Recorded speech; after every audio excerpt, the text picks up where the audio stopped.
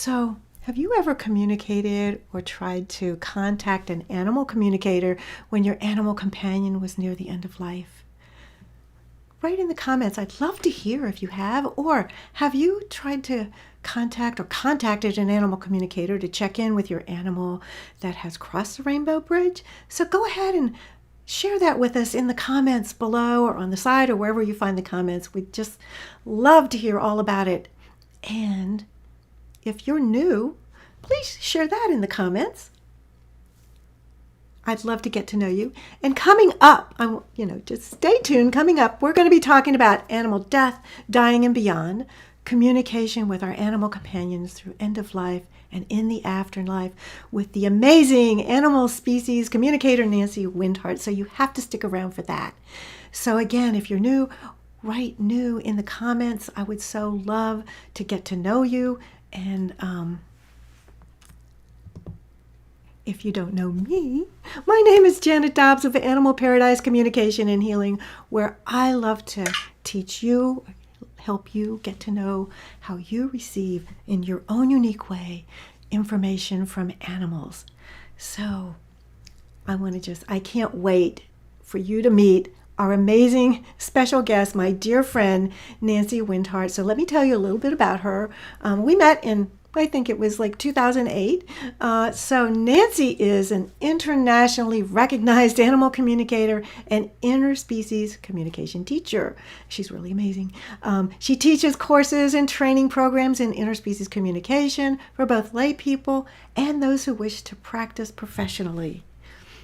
And she provides animal communication consultations, intuitive and energy healing sessions, and professional mentoring for clients worldwide. And she's also a Reiki master teacher and a certified yoga teacher.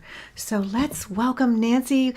Welcome, Nancy. Thank you so much for being here. So glad you could join us. Hi, Janet. It's so good to be here with you. Yeah, I'm so happy you're here. So I love the topic, that we're going to be talking about. I mean, I think it's so important. So would you like to get us started? Sure. I mean, as people who are listening to this might imagine, this is the topic that we could talk about for hours and hours and hours. And I think it's one of the most poignant and beautiful and, I'll use the word holy Yeah. pieces of doing this work as an animal communicator is really, being with people and their animals at the end of life. And then through the dying process and into the afterlife. And, it's such a powerful time. It's such a deep time, and it can be really, such a healing time for people and their animals to be able to really go through this together if they have that opportunity of time, right? And even if, in the case of a death that comes suddenly where people don't have time to prepare for it, being able to communicate with animals once they're on the other side and really work through some of that process and some of that grief can be really just really helpful and really, really beautiful and not easy, right? Yeah. It's hard. It's a hard thing. So I'm really, really happy to have this opportunity to talk about this a little bit more in detail with you. Yeah, I'm so glad that you mentioned this topic when we were talking and like, what are we going to talk about? We could talk about everything. I think this is it's always a timely topic, I feel. And for me, there's a whole lot of people I know that have either just had their animal companions cross the Rainbow Bridge, or they're kind of coming to the end of life. And it seems like there's a lot of people going through that right now. And Yeah. I think it's important to know that we can communicate with them as they're in the end of life or as they're making their transition. And not especially, each one of them is so important, but then also after. And I know it's helped me too when I've been going through that with my own animal companions, just to be able to see, what they want or need as they're getting ready, and then during and after. So, yeah, how about you? What's your experience? And oh, hello, somebody is saying hello. Yes. somebody wants to join us. She's not going to be able to. So, Oh, okay. Well, we'll say hi anyhow. yeah. So, in my experience, very much the same. And, there's each death is unique. Each animal is unique. Each relationship is unique. And so we don't always have that luxury of time, right? Of being able to talk with animals through a process. But when we do, it's so beautiful to be able to experience that and to talk with animals about what they want, about what their wishes are, and to facilitate having a conversation between people and their animals as they're going through that process at the end of life. Oftentimes, of course, as you know, people, want to know, like, that question of, is it time, right? If they're considering a euthanasia, and what does the animal want? Addressing that question in the process, and helping both the animal and the person to really feel into that question, right? And oftentimes people may think it's time before the animal thinks it's time, right? Or the other way around. Yeah. It could go both ways. So, yeah. And I think that's so important in that you're right. I mean, that is a question that comes up for us too. And the answer is, I don't know if you've had that experience. I know you have because we both have. But the answer for me has surprised me often. It's like an animal that I thought was like, no, I don't want any help. Says, yeah, I would really like some help. And then one that's like, you would think doesn't. I mean, you just never know. I mean, everybody, including humans, but we don't have that option for humans, has a different path, but also there are different wants and needs, and it might be different than what we feel. And don't you find like a lot of people have, it's that fear of like that, how do you know? Right. And for me, the answer is so often, and that's not an answer that you're looking for necessarily, but it's the truth. It's the truth. Yeah. It's always the truth. So yeah, That's that relationship. And I'm thinking, could I just share a little story that is coming to mind that I'm thinking about as we're having this conversation? This was with a client that I worked with many, many years ago. And she had a dog who was, older and had been diagnosed with a severe, I can't exactly remember what the diagnosis was, but I think there was some kind of a mass. And the veterinarian had said, this could end really badly. And she had recommended that my client, euthanize her dog sooner rather than later. And so she had made the appointment for the euthanasia. And she called me to just kind of have one last conversation.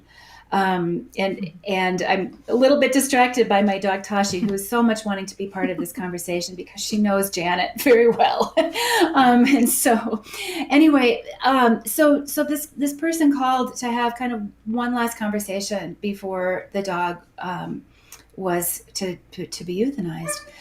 And I don't know before, and certainly not even since, have I ever had an animal so emphatic and so clear, saying, no, this is not my time.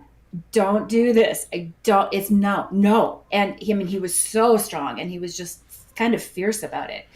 And, and I had heard, all of what the client had told me about his condition and his situation. And, as a human animal companion, an animal lover, I thought, wow, this is a kind of a big thing that he's asking because, it could not go well. Right.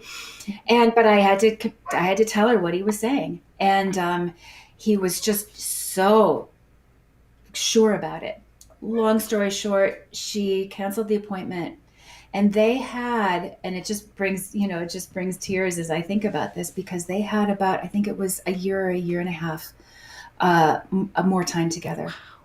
of really just beautiful, sweet time. She did a lot of stuff to support him, but he was in good shape and they lived their life and had their walks.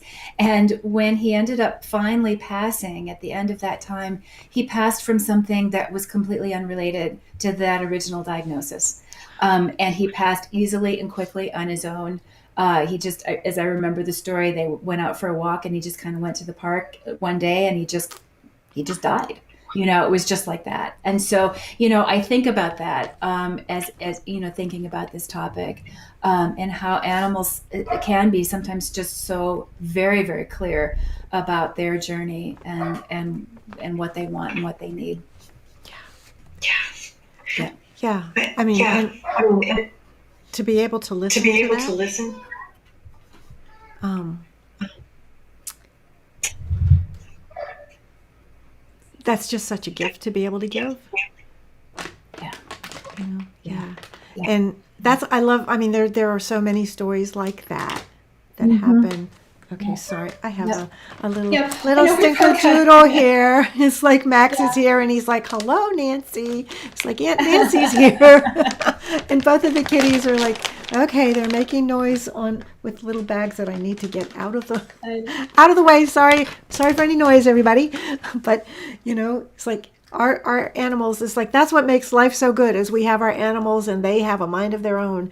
And as you just explained, Nancy, so beautifully, if we can listen to them and hear what they have to say, it might surprise us, just like that, dog that you just shared, that beautiful story.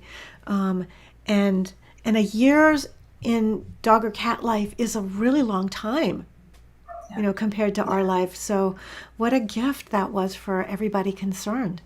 And if they hadn't listened, it would have been fine, but it wouldn't have been the beautiful experience that everybody got to have by listening. And I'll say one more thing about that, because as I'm thinking about this, it was so many years ago, but I remember this person and this dog so well. And the other thing that I'm remembering now is that the person had a feeling from her dog also. Like that, like it was true for her. She understood this too, that that wasn't the right time for them. And so, I really want to emphasize that for people. Like, there are times when it's really useful to have help because we're too close to the situation, right? And that's why, those of us who are professional animal communicators, we ask for help from our colleagues and friends, at those times, because it's hard to be clear when it's your animal and you're in this grief process. But also, for people to know that even if they don't consider themselves animal communicators, it's a whole other topic, because I think everyone is, right? Everybody is, We right? all Yes. have that ability. But to really trust that feeling that you have with your animal, right? And and it could go the other way too, of it's time. It's time for me to go and I'd like some help. Yeah. And right, or I'm going to be leaving soon on my own, and just let me be, right? Or whatever the communication is. People often have that deep gut sense in their relationships with their own animals. And it doesn't necessarily require a professional animal communicator to tell them that, right? Although it can be really helpful and supportive. Yeah. And I mean, there's so many layers to what you just said. It's so yeah. The bottom line is trusting our gut. That's the bottom line for everything. And we tend not to. Lots of us, tend not to. We quiet that off, as you well know.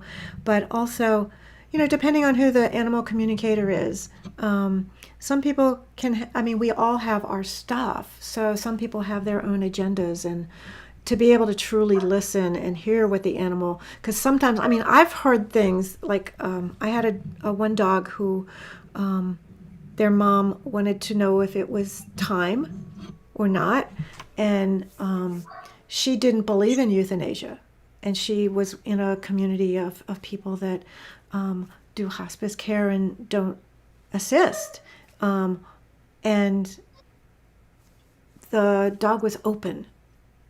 And she ended up listening to the dog and what the dog wanted, which I was so shocked. I mean, I was completely shocked when she said, yeah, could you check with the dog one more time? The vet's coming. And I was like, what?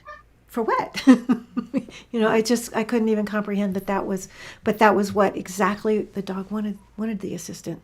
So yeah, it's just so interesting. We just don't know. And that can change from moment to moment too, Yeah. Yeah.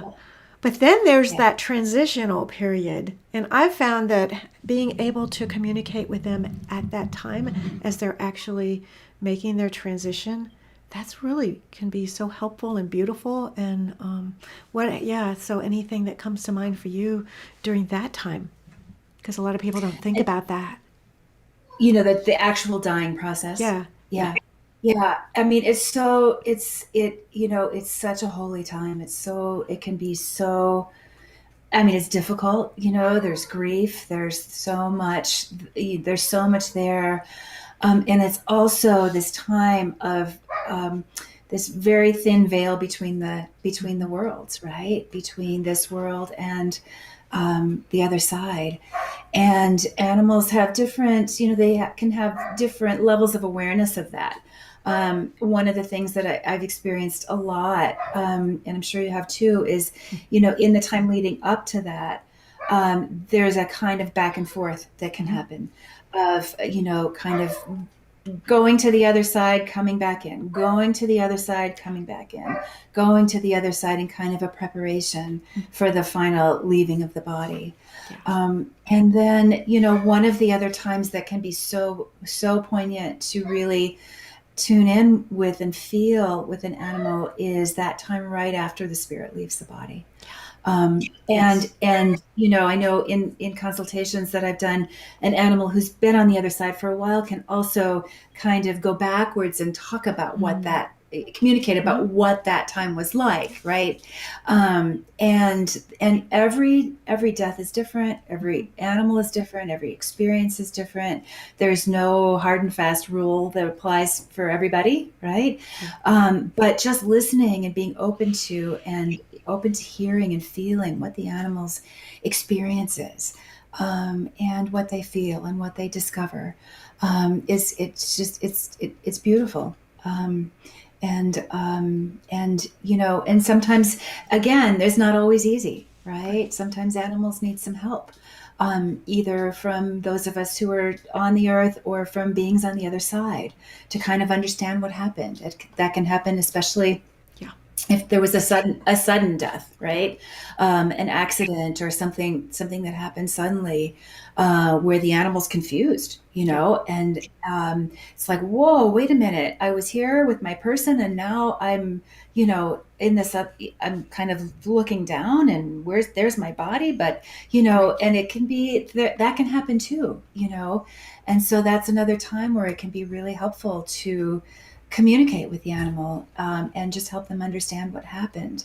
I'll do that often, if I'm driving and I see an animal, a wild animal who's, been killed at the side of the road. Just check, are you okay? What happened?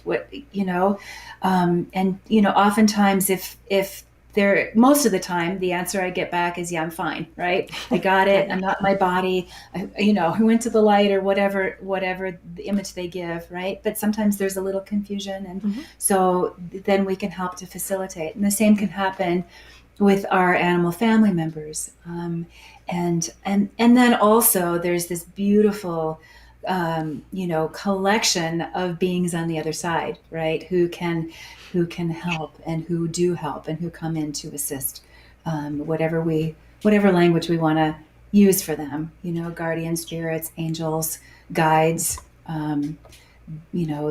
former animals, people who are in the spirit world, all of that's possible. Yeah. I mean, that time is so interesting. You covered so many different things that happen, and, the different scenarios, but especially the ones that happen suddenly. I mean, sometimes I found some that didn't even know that it happened. Because it was such a sudden death. We humans see the body and we go to that place, but they're like, they're still running around saying like, well, I'm still here. What's the big deal? So I find it so interesting. I've learned so much from the animals, about Yeah. the whole process. And they look at things that I feel differently than we humans do. And they know some truths that we, for some reason, don't seem to know. And I just love hearing what they have to say. And I find it comforting, and especially if it's mine, and or even one that I've known for a long time. That's not mine, but somebody else's. But just that's what they see and share and give. And have you ever? I don't know. There are people that might say, "Oh, you're just making this up," and you could say anything you want to. I remember somebody saying that to me. It's like you could say anything to anybody you wanted to, and I'm like, that's not ethical. I would never do that. But I've had people say, "How do you know that? How you couldn't possibly know that?" And I'm like, "Well, I just asked your animal companion, and they showed me, and I don't know." That's yeah. It's amazing though. Even after they have passed away, we can still be in good communication with them, and I think that is it's just such a gift. It's such a gift. Yeah. Yep. It's one of the things I hear most often from animals on the other side when they express what they want to say to their person who is still, in their body here on the earth, right? And that's that the relationship continues. It's in a different form, but our relationship can continue. And what that relationship looks like, that's unique to each individual pair of people and animal, right? And there's no hard and fast rules about it. I know with my own family, with the I've had animals my whole life and for a long time, so there's a lot who are on the other side, right? And a few who have come back for another round in their physical bodies, and that's a whole other topic. But with each of those beings, the relationship is different. Yeah. Right. And with each of them, there's a relationship available. What that relationship looks like, how we communicate with each other is different. But that's like, if there's one thing I hear so often from animals on the other side, it's that our relationship continues, but in a different form. And that, and it's deeper and more nuanced than sort of that cliche that we sometimes hear, "Oh, they live always in your heart," right? Mm-hmm. Which is, there's a truth in that. Mm-hmm. It's not that that's not true, but it's a little bit it's a little bit of a cliche. And in my experience, there's something a lot more richly textured that's possible, right? Of direct communication and interaction and relationship and guidance and all kinds of experiences that are still possible. And sometimes also I think it's important to say that when we're in a deep process of grief, it's hard to feel that right away. Yeah. There's some time that needs to pass before that can, maybe that next chapter of that relationship before we can really heal that. And it's really important to honor that grief and not to bypass it and not to negate it. That grief has its own intelligence. It has its own wisdom. We just have to, we have to go through that and kind of surrender to that. Yeah. That's such an understatement, about the grief process and grief. And that's a whole topic, we could talk about that, grieving our animal companions. But yeah, and so yeah, thank you for all of that. So anybody that's here, please feel free to put any questions that you have in the comments, and we can answer them if you have any questions or comments about death, dying, beyond with your animal companions. So let me see. There is. I did have a question that somebody sent in, and let me see. Now this question, so they sent it in, so they're not here. Oh, okay, this is interesting. So you touched on the subject of reincarnation, so we're really not going to delve deep into that right now. That's another whole topic altogether. But so this came from Emma, and she asked, do we have a choice when or where we reincarnate, or are we sent? I don't know what an answer to that might be. I think That there is not one answer to I that. don't I either. think that I think that's an example of it's absolutely specific to each individual. And one of the things I've learned in my communications with beings on the other side of all species is that it there is a oftentimes they'll show it to me as a team, right? Mm-hmm. Of beings and helpers and of whatever we call them, again, Mm-hmm. guides, Right. who are part of our soul, those beings who help to support us in our soul's evolution and growth, basically. So humans have them, animals have them, I believe that all beings have them, and that oftentimes this question of returning, it's not an individual decision, right? But Mm. it's a decision, and a unfolding, maybe is a better word than decision, that is made in connection with a lot of other helpers who are involved in this process. So sometimes, uh, and yeah, so maybe I'll just stop there because it's such a big topic, but Yeah. it's a wonderful question. And I Yeah. think the answer I is think it is too. it's absolutely individual to each situation, and each being. Yeah. And when it comes to the human aspect, because animals have their own beliefs, and we humans tend to complicate things, as they say, because I've had animals say, "Why are humans so complicated?"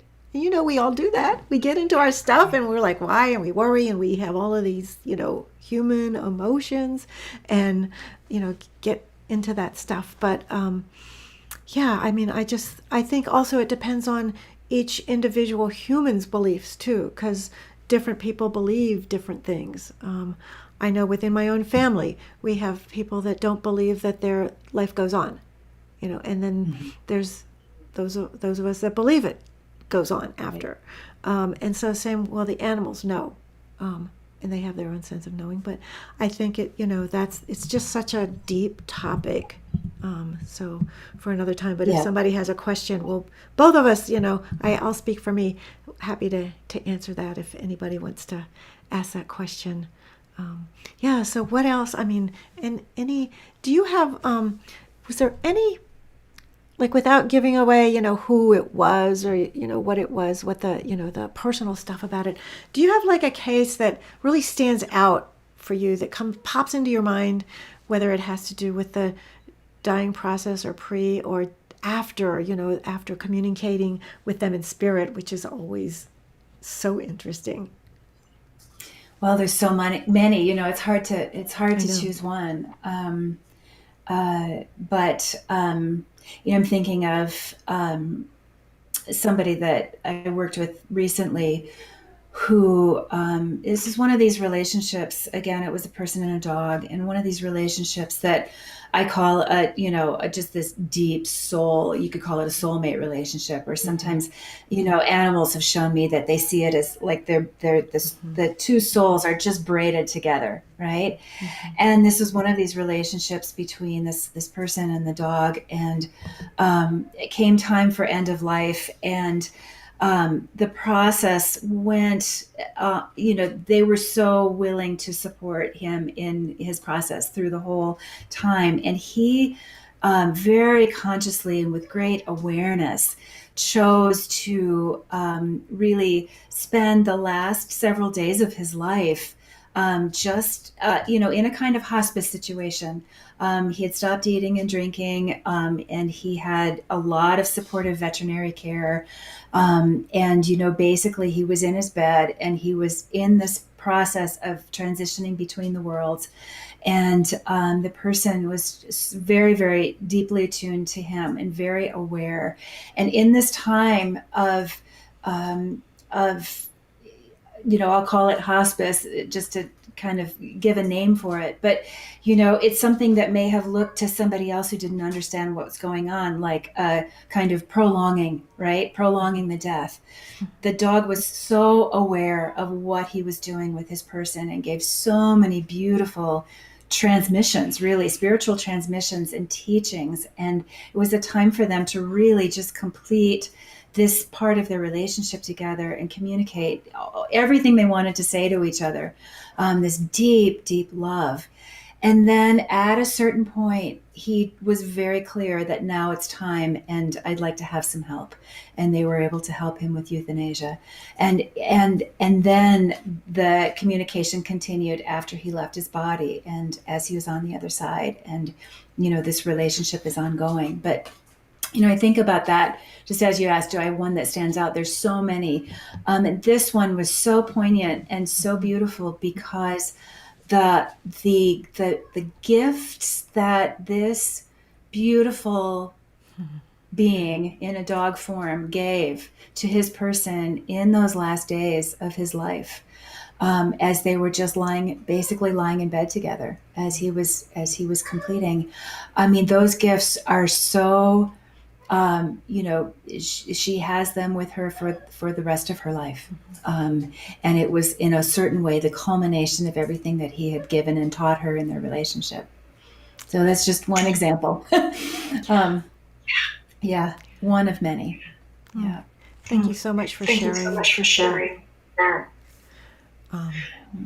Yeah, I really appreciate you sharing that with us because those are the kinds of things that can happen when you listen to them and you have somebody else sometimes, like you, Nancy, were able to give that to these people, and the animal and the person, because it's a two-way conversation. It's not just, it's the animal and the human and the animal, their relationship. And it is so beautiful, and it is such a gift, truly. Yeah. And it changes everything. It just changes everything for everybody involved. Yeah. So thank you so much for sharing that. I really appreciate it. And can I just add one more thing course. About that topic? Because it's just coming to mind that it may be important for people to hear this. Yes. Also, I think it's really important to, I'll use the word depathologize these kinds of deep relationships that we can have with our animal companions. And, especially, I think about my own family. I have loved every single animal who has lived with me. And there have been some relationships, there are some relationships that are at this whole other level of this deep, deep braided soul connection. And a lot of times, people who experience that and don't have a lot of language or support for that in their communities and their lives, they don't really understand the complexity of that. And the grief in those deaths and in those passings can be absolutely shattering. Sometimes I see it as just like a shredding, a tearing, because this bond has been so strong, and it goes both ways, right? And so, I think it's really important for people who experience that to understand that, that level of grief is real. And it's necessary, and to have support around that. And a lot of times in our wider culture, it's kind of pathologized as, somehow our relationships with our animals are less than or inferior to our relationships with other people. And that we, and that if we have those kinds of deep relationships, there's something wrong, right? Well, we just haven't, been able to have that kind of a connection with a human, or we're grieving so deeply because of the other losses in our lives, our human losses or whatever. And I just think that diminishes and really, I think it's actually really harmful for people who are going through this kind of experience because they feel unheard, right? And so, if there's anybody who's listening to this, who's had that kind of experience with an animal and then is going through that kind of depth of loss and grief, you're not alone. Yeah. And it's really important to acknowledge that. And there are plenty of us who, understand what that is. That community is out there. You've just got to find it. Yeah. Yeah.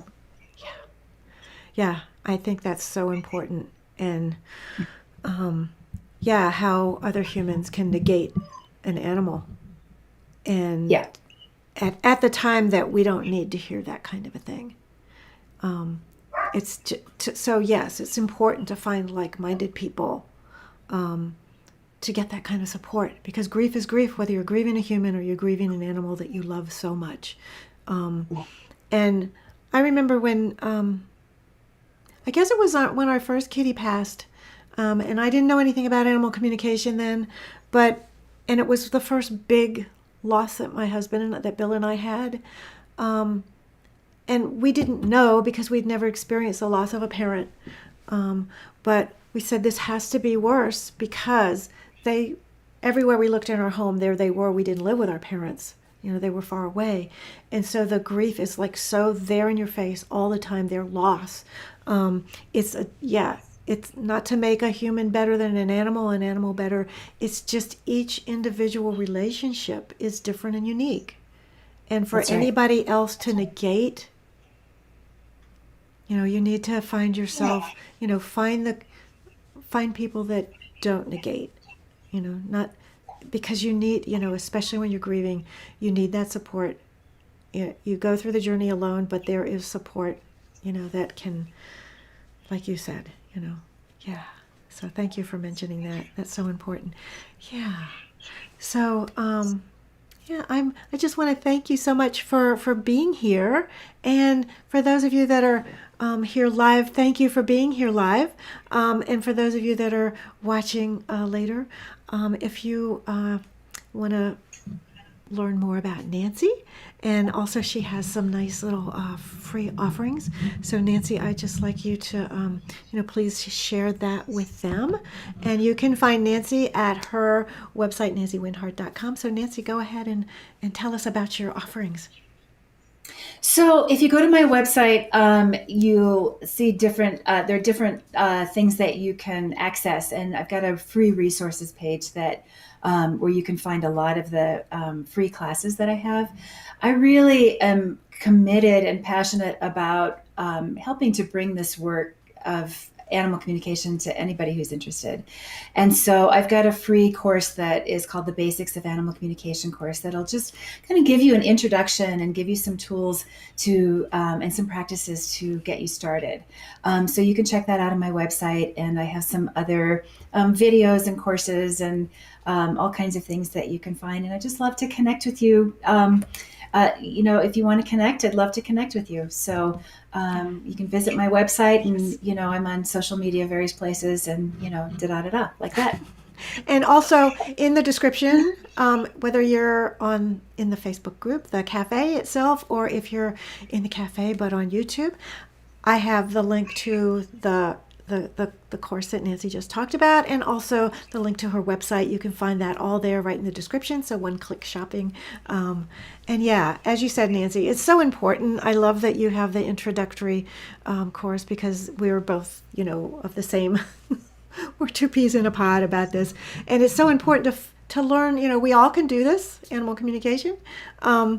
And to learn the basics, just get a little taste of, and maybe you might want to move forward. And we actually do have somebody who said they're a Reiki master and have helped a lot of animals, and sometimes get messages, but would love to learn more and develop telepathic abilities. So that's the right place, there's, So yes, and you and I are both Reiki practitioners also, and Reiki, like we just can't say enough about Reiki, and Reiki helps everything. And it's a wonderful complement to the telepathic communication. It's not the same thing, but it operates in the same field, I guess would be one way to say it. So yeah, I find, for me, not to get into that, we could, it's like we have a whole bunch of topics that we can talk about in the future, if you choose to come back, and I hope you do. But yeah, I feel like the system of Reiki and animal communication, the foundation for both are the same, and it's a meditative practice where you get quiet and you just be with. For me, I always include animals when I anything that I work with or teach. So yeah, and Nancy, you and I are on the same page with almost everything. We're so similar, not exactly alike, but so I always enjoy talking with you and bringing things to. I love supporting you and what you do always. So thank you so much for being here. And just one really quick thing for everybody.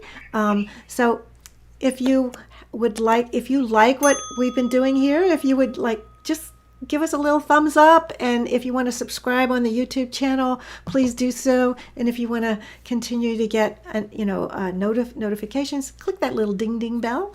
To find out about what's going on here in the cafe. And you have the link for Nancy, and you can find it in the description if you want to get a hold of her. So thank you so much, Nancy, for being with us with this amazing, very important topic. I can't thank you enough for being here in the Animal Lovers Cafe with us.